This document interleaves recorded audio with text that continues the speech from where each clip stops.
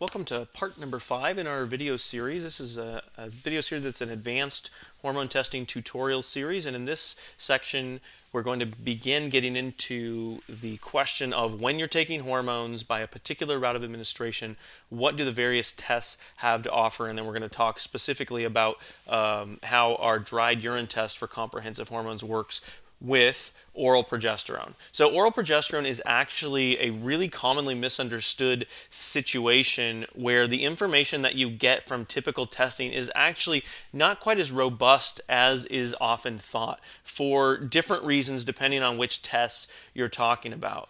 So with typical testing, it really is of questionable value. So with serum and saliva testing, the issue here is that the return to baseline when you take a typical oral progesterone supplement like Prometrium, it's really fast, and it's too fast really to measure. But the bigger issue is that what you're actually measuring is often inaccurate.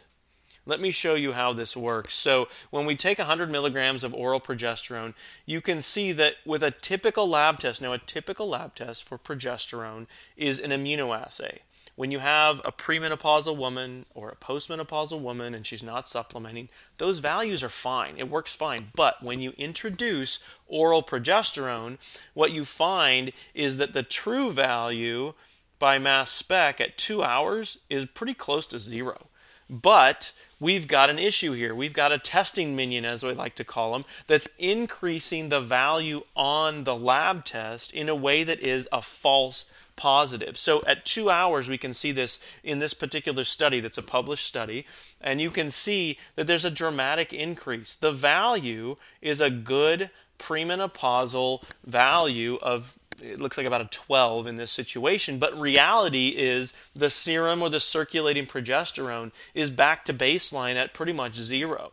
So then if you want to go in and say, okay, I'm going to test in serum, I got a 12, but I really like a higher value of about 20, and so I'm going to chase that value up to about 20 by increasing my dose. There really isn't a lot of justification for doing that because the value you have is more or less an arbitrary value based on how much the particular metabolites that your particular patient happens to cross-react with the particular assay that the lab is using, and usually you're testing out at 8, 10, 12 hours after your dosing, so it really isn't a lot of relevance in the number that you're getting because it's inaccurate, and on top of that, those metabolites that you see from oral progesterone are actually causing a lot of the clinical effect as opposed to the progesterone itself. And so what that value really is, if you look at these values, the true value of progesterone with 100 milligrams doesn't even hit 2 or 3, and then when it does, it's not for very long.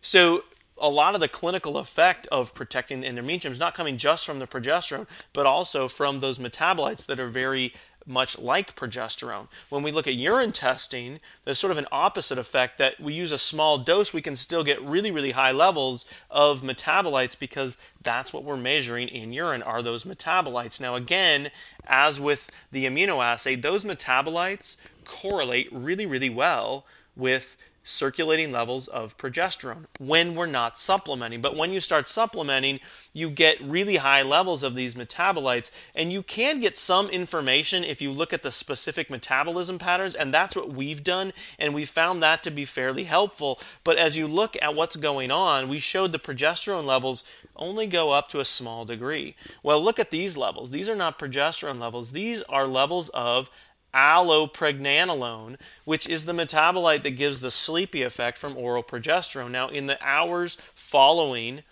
the supplementation of oral progesterone, you get really, really high levels. This study, they compared it with vaginal progesterone. Now, vaginal progesterone will lead to elevated levels of circulating progesterone, more so than with oral progesterone. So you're actually getting more systemic progesterone with vaginal progesterone of the same dose. But when you're looking for the effect of sleep aid, that's caused not by progesterone but by allopregnanolone, and that's why oral is often preferred, is because we can see that allo or alpha pregnanolone really goes up high when you take oral progesterone. Now, What we do want to note is that some of John Wieb's work has shown that those alpha metabolites, that's what we're monitoring here as we see this data here. This is showing the proliferation of breast cancer cells in an in vitro model when those alpha metabolites are increased to very high levels.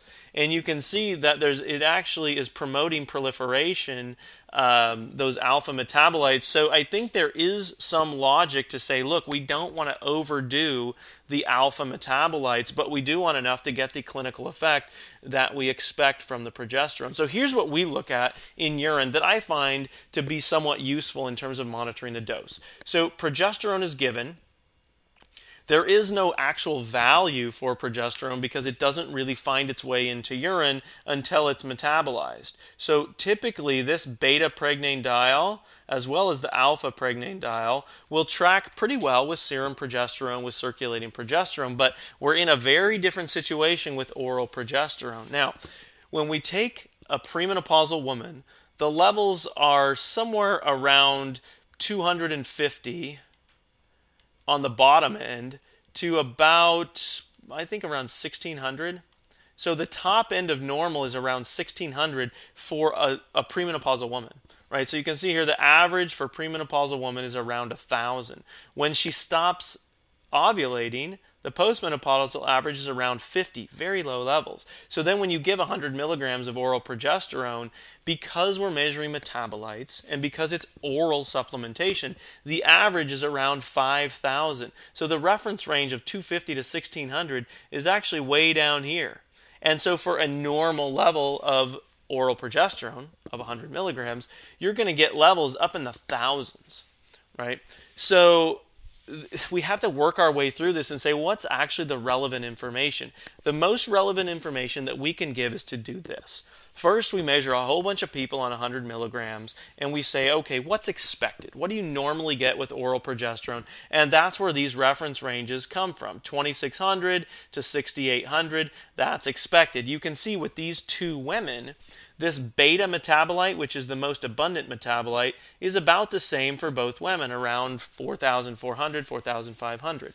Right? But if you look at the alpha metabolite, what you'll notice is this woman on the left does not make very much of the alpha metabolite compared to what's normal, whereas the woman on the right is actually making a lot of the alpha metabolites. Now, what does that mean? Most of those active metabolites, like allopregnanolone, is alpha pregnanolone. So that's down this same alpha pathway. So what we notice is the woman on the right is really pushing her oral progesterone much more down that active pathway. Now, on one hand, that's good because it's going to help her sleep. This woman on the right probably gets knocked out by oral progesterone because she's going to make a lot of allopregnanolone.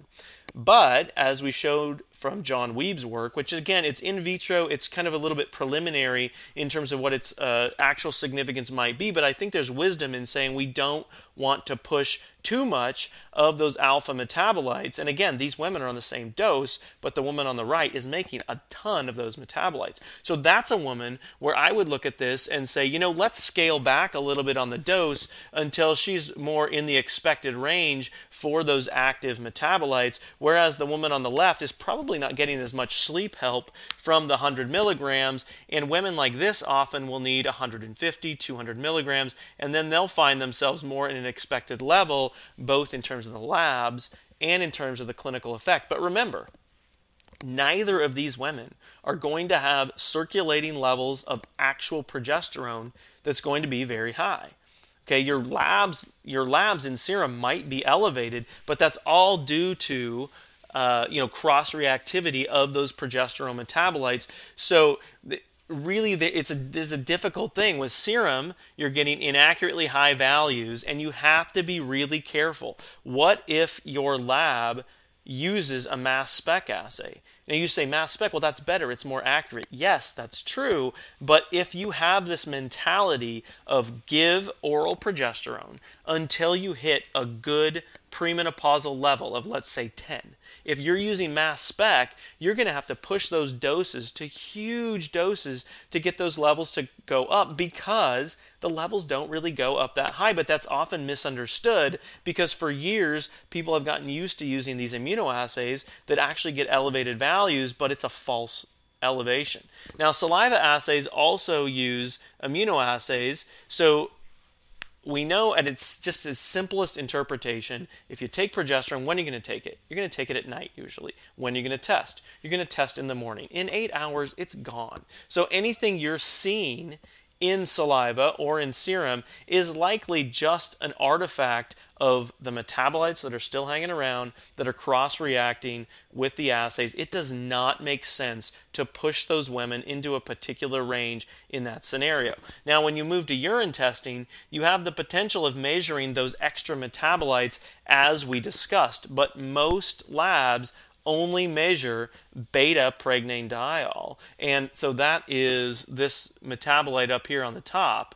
And so you can see for these two women, they're going to get the same value. But also these women, if you use a normal reference range, you're going to be 4 times, 3 times the high end of the range in both of these cases. That doesn't mean you have too much hormone. It just means, you've got to think about this differently, that you're measuring a metabolite, you're taking the hormone orally, you really need to reset those ranges. And so with most urine tests, they don't really work that way in the terms of resetting the ranges and looking at multiple pathways to see what's going on. But that is what we do with our dried urine test, and I find that to be pretty helpful, and the providers that are using it find that to be helpful in terms of kind of fine-tuning that dose and making sense out of why one particular patient is going to respond differently than another. But it's also a situation with oral progesterone where there's a lot of research backing up the use of 100 milligrams to help what's going on in the endometrium in terms of balancing the estrogen. So no test at all is not necessarily